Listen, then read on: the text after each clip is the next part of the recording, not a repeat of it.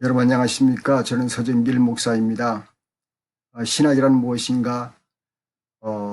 기독교 신학의 두 번째가 되겠습니다.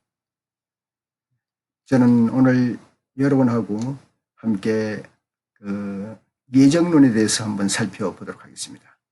예정론은 우리가 너무 잘 아는 내용이고 장로 교인들에게 상당히 익숙한 내용이 되겠습니다. 우리가 예정론 가르면 장 칼뱅을 생각하게 되죠. 장 칼뱅 하면 예정론이 떠오르게 되고요. 그렇지만 사실상 장 칼뱅은 예정론을 기독교 강요에서 그렇게 많이 다루지는 않았습니다. 불과 한 넉 장 정도를 소유했죠. 그러나 많은 사람들은 궁금해하고 있습니다. 이 예정론이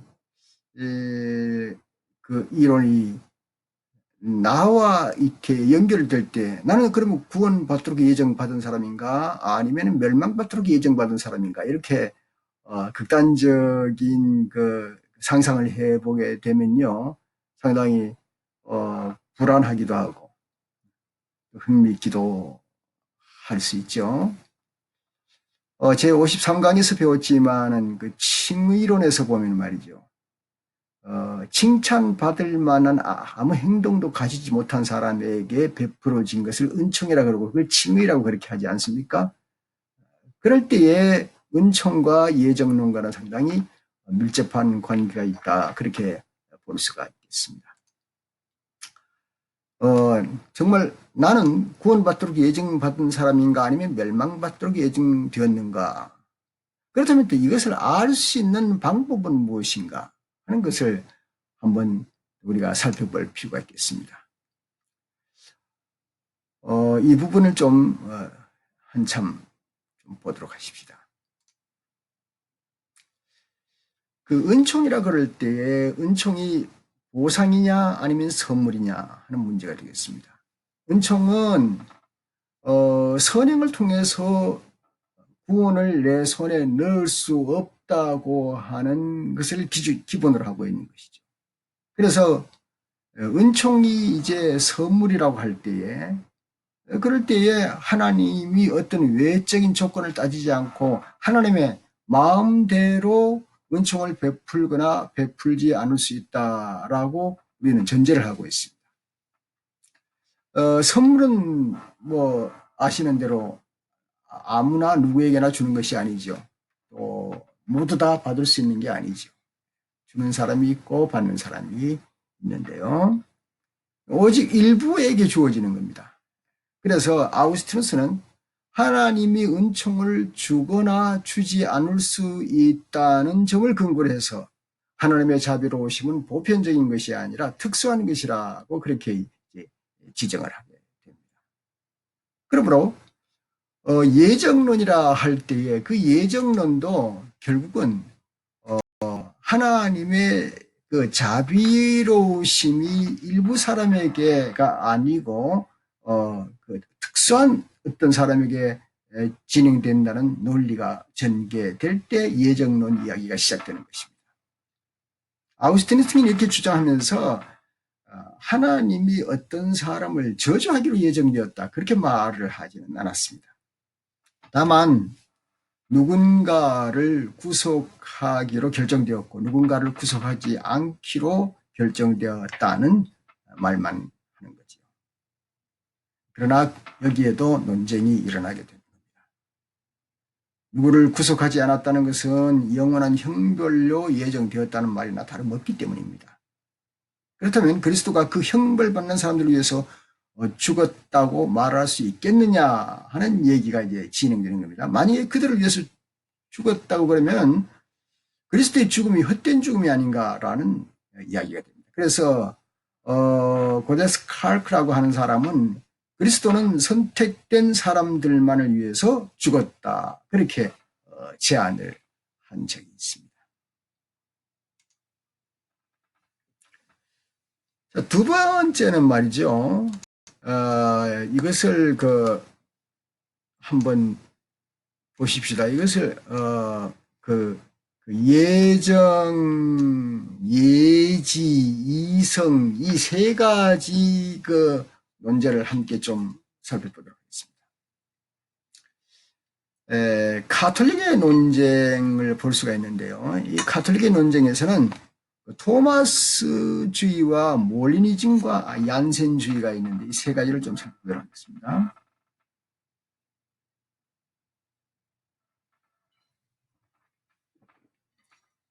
토마스 아퀴나스는 예정이란 인간의 도덕 상태를 하나님께서 예지하셔서 그 결과로 이루어지는 게 결코 아니다. 그러니까 예지 예정은 아니다. 이것을 이제 토마스 아퀴나스는 밝혔습니다.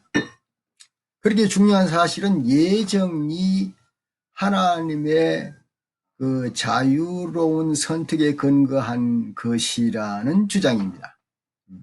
뭘 알고 그 사람의 입장에서 잘 보고 선택을 했다는 것이 아니죠. 하나님이 자유롭게 선택하셨다. 조금 차이가 있지만 많은 차이가 있습니다. 또 그러나 이제 여기에서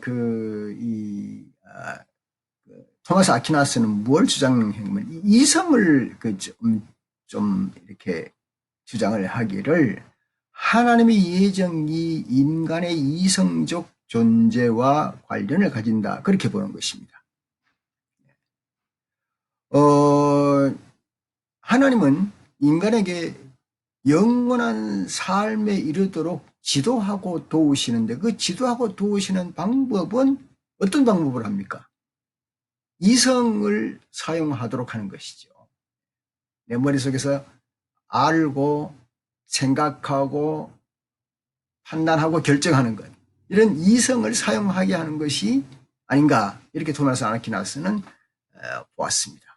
그런데 리미니의 그레고리우스라는 사람은 말이죠. 이 이중 예정론을 펼치면서 선택된 사람과 버림받은 사람을 하나님이 이미 결정했다. 이렇게 주장을 했습니다. 그러나 선택된 사람과 멸망된 사람을 이미 결정됐다고 할 때 사실상 목회적 차원에서 굉장히 어려움을 겪게 되는 것이었습니다. 그래서 목회적 차원에서 미치는 영향이 너무 크기 때문에 명확하게 이것을 가르치지는 못했습니다.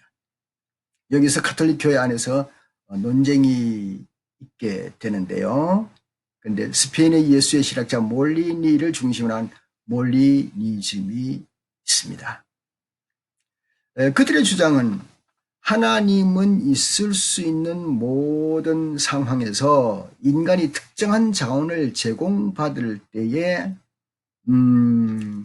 그럴 때에 어떻게 자유롭게 행동하실지를 아신다는 것이죠. 이게 예정이죠. 예정을 통해서 하나님께서 선택을 하신다. 아니면 미리 아시고 환경을 조성하신다. 이렇게 보는 것입니다. 그렇게 해서 하나님은 하나님의 자유와 인간의 자유를 예지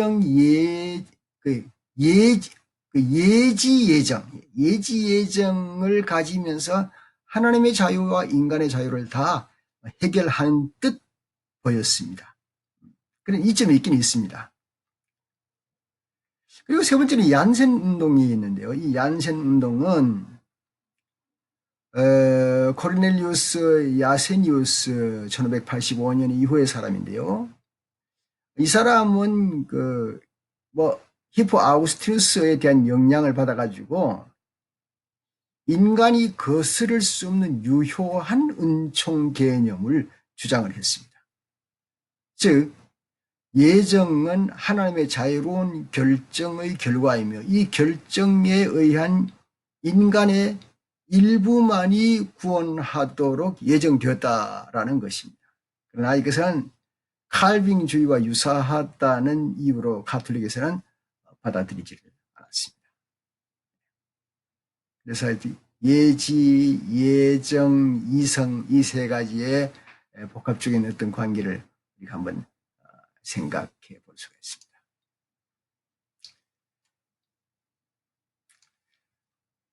다음에는 이제 그 개신교 논쟁을 보겠습니다. 개신교에는 이제 칼빈주의가 있고 아르미니우스주의가 있습니다. 이 두 가지는 뭐 팽팽하고 상당히 중요하지요. 문제가 이제 존 칼빈의 종교 개혁에서의 예정론을 좀 살펴보도록 하겠습니다.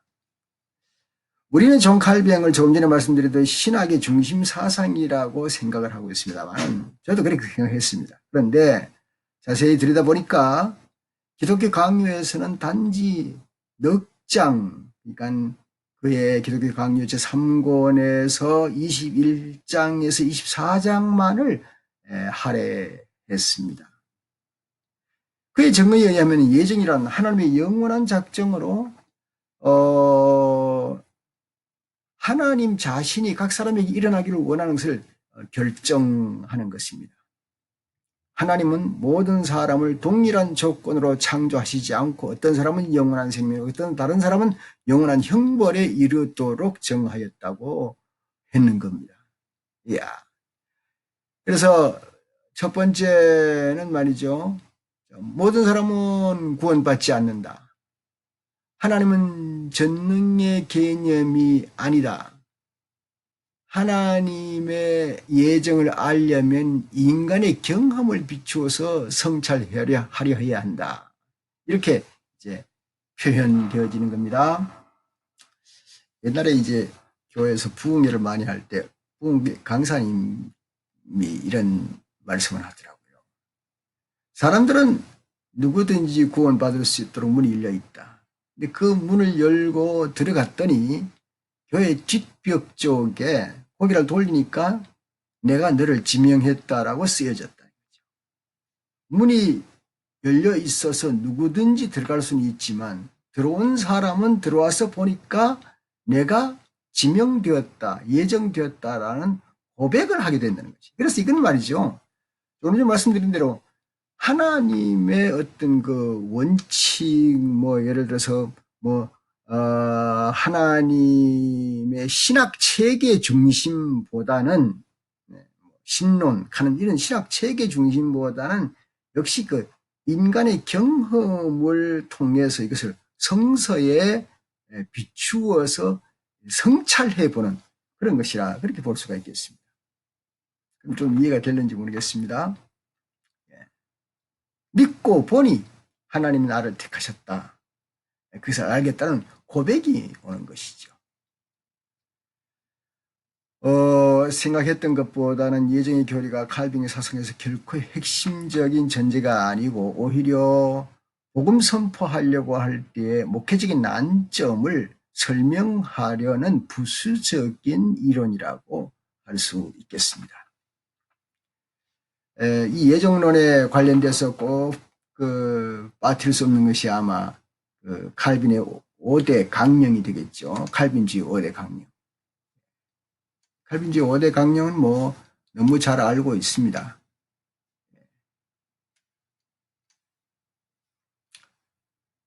전적인 타락이죠.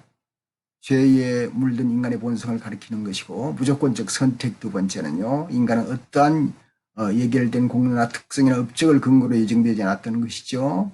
제한적 속죄, 그리스도는 선택된 사람들을 위해서 죽었다는 것을 말하는 것이죠. 불가항력적인 은혜, 선택된 사람들은 반드시 부름을 받고 구원을 얻게 된다는 것을 가리키는 것이죠. 성도의 견인, 하나님은 참으로 예정한 그 사람들을 어떤 식으로든지 벗어날 수 없다는 것을 성도의 견인으로 말하는 이것이 뭐 TULIP 영어로 해서 말이죠. 튤립이라는 꽃이 네덜란드 원산지에서 라고 합니다. 그래서 거기서 회의가 열렸으니 5대 강령을 튤립에 맞추었다 얘기가 있습니다. 그런데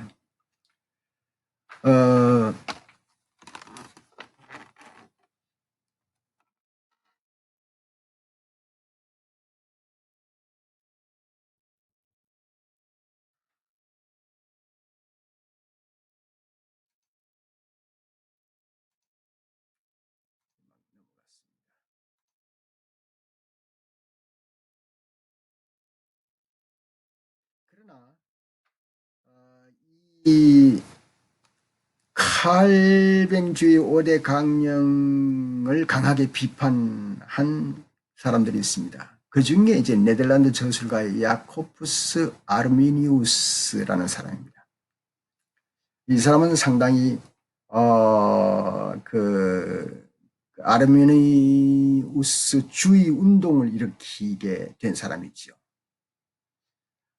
이 사람들은 그리스도가 선택한 사람들만이 아니라 모든 사람을 위해 죽었다고 말을 합니다.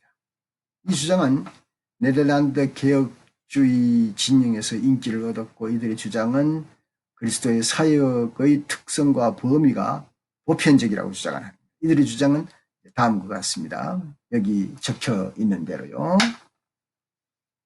하나님은 이 세상이 존재하기 전에 그리스도 안에서 영원하고 불변하는 뜻을 정하셔서 타락하고 죄에 물든 인류 가운데서 은총을 입어 예수 그리스도를 믿고 순종하며 신앙을 지키는 모든 사람들을 택하여 영원한 생명으로 이끌기로 결정하셨다. 세상의 구주이신 그리스도는 모든 이들을 위해 죽으셨으며 그 결과 그의 십자가 죽음을 통해 모든 사람을 위한 죄 용서를 이루셨다. 그러나 그 일은 실제로 신실한 사람들만이 온전히 누릴 수 있는 것이다. 자, 이렇게 해서 그 예정의 개념은 어쩌면 그대로 유지되면서 근거가 되는 뼈대를 바꾼 것 같습니다. 토르트 종교회는 예정을 개인적인 문제로 보아서 하나님의 특정한 개인들은 구원으로 예정하고 다른 사람은 영원한 형벌로 예정했다고 주장을 했지만, 아르미니우스는 그리스도를 믿는 사람들을 구원으로 예정했다고 주장을 했습니다. 그래서 믿음으로 개인은 하나님이 구원하기로 정한 그 집단에 들어가게 되며 그렇게 해서 예정된 구원의 조건을 성취하게 된다고 했습니다. 여러분이 아시는 대로 칼빈주의는 장로교에서, 아르미니우스주의는 이제 감리교에서, 특별히 이제 웨슬리를 통해서 감리교 안에서 힘있게 펼쳐 나가게 된 것이죠.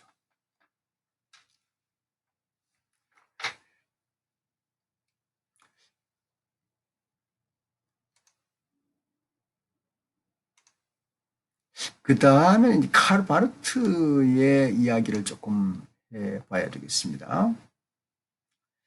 카르 바르트가 개혁주의 예정론을 다루면서 전통적인 용어들을 기꺼이 받아들여서 자기의 신학 맥락 안에서 그 용어를 끌어다가 어떤 완전한 다른 의미를 부여하게 되었습니다.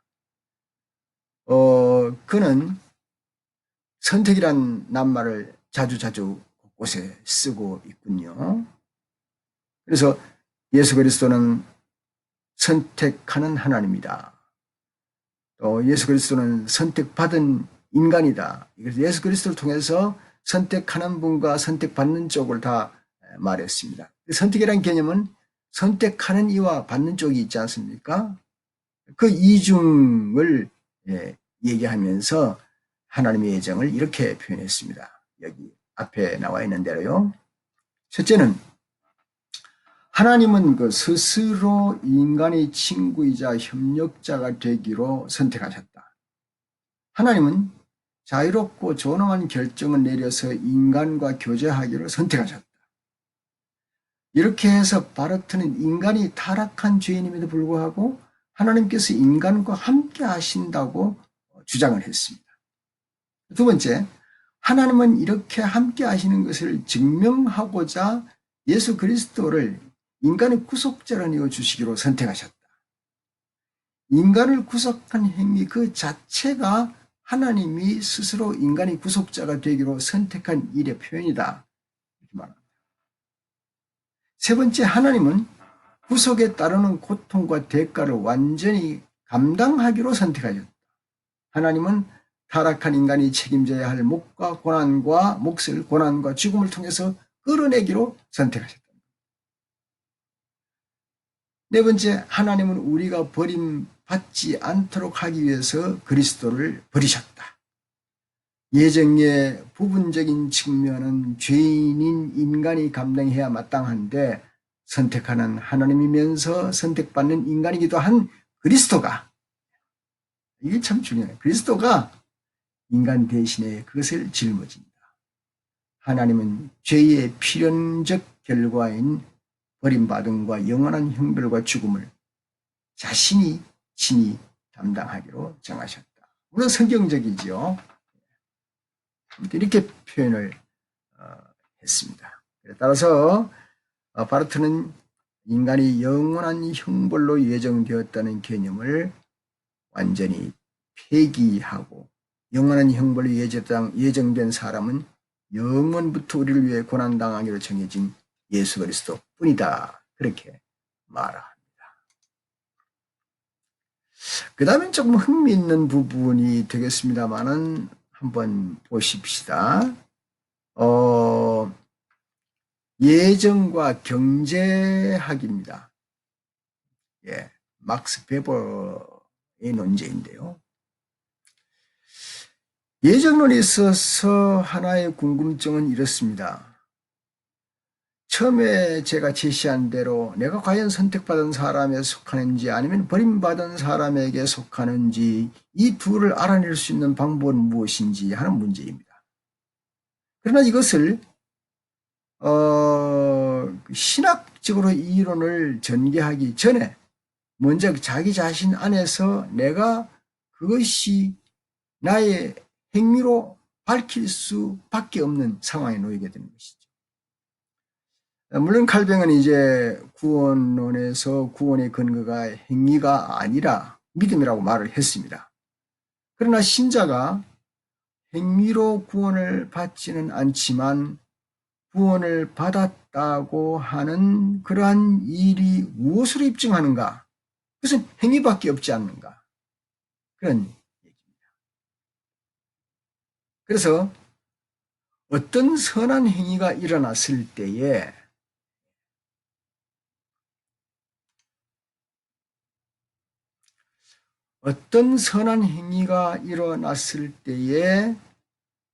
양자의 영, 스피릿 오브 어답션이 우리에게 부어졌음을 입증하는데요. 그 입증은 여기에서 노동윤리 형성하는데 첫 단계라고 볼 수가 있겠습니다. 즉, 다시 말하면 착한 행동을 실천하는 신자는 확실히 선택받은 사람이라. 이제 세상에 거짓도 많이 있습니다. 거짓 선도 많이 있죠. 그러나 이제 거짓 선을 제거하고 올바른 선행을 기준으로 할 때 말입니다. 그래서 이게 3단 논법을 봅니다. 선택받은 사람은 누구나 그 선택의 결과로 분명한 표지를 지니게 된다. 나는 그런 표지를 가지고 있다. 따라서 나는 선택받은 사람에 속한다. 이렇게 3단 논법으로 진행을 해 나갑니다. 자신이 선택받았다는 사실을 분명히 표지들을 통해서 자기 자신과 세상에 증명해 보여야 한다는 것은 사실 좀 심리적인 압박이 있습니다. 그렇지만 그리스도는 자기가 스스로 세상의 노동을 통해서 하나님을 섬기고 영화롭게 하는 일이 있다고 믿고 거기에 임하게 된 것이죠. 서약자인 막스 베버는 말이죠. 그럼에도 불구하고 이 자본주의를 프로테스탄트의 그 직접적인 어떤 결실이라고 보고 있습니다. 그러나 베버는 이렇게 말을 했습니다.